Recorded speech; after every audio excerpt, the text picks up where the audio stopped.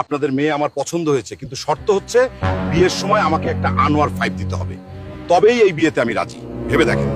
বাবা, এই আনোয়ার 5-এর তো অনেক টাকা দাম। এই মুহূর্তে আমি এত টাকা কোথায় পাবো? ভুলে যাবেন না, আমি কিন্তু বিসিএস ক্যাডার, তাই বিয়েতে আনোয়ার 5 লাগবেই। ভেবে দেখেন, এরকম সুযোগ কিন্তু বারবার আসে না।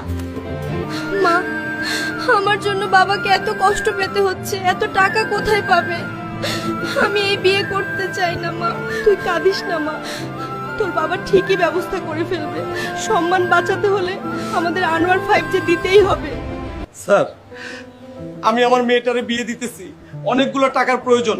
তার জন্য আপনাদের ব্যাংক থেকে 7 লাখ টাকা ঋণ নিতে চাই। তার জন্য আপনাকে বাড়ির দলিল ব্যাংকের কাছে জামানত রাখতে হবে। এই নিন স্যার। দলিল কেন? মেয়ের সুখের জন্য কলিজাটাও দিয়ে দিতে পারি।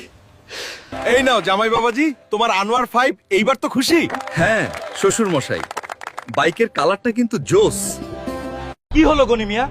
1 বছর পার হয়ে গেল, আজ পর্যন্ত একটা কিস্তি দিতে পারলা না। স্যার, আমাকে দয়া করে আর একটা বছর সময় দিন, সব শোধ করে দিব। তোমাকে আর 1 মাস সময় দেওয়া হলো। এর মধ্যে লোনের টাকা পরিশোধ করতে না পারলে তোমার বসত ভিটা নিলামে বিক্রি করা হবে।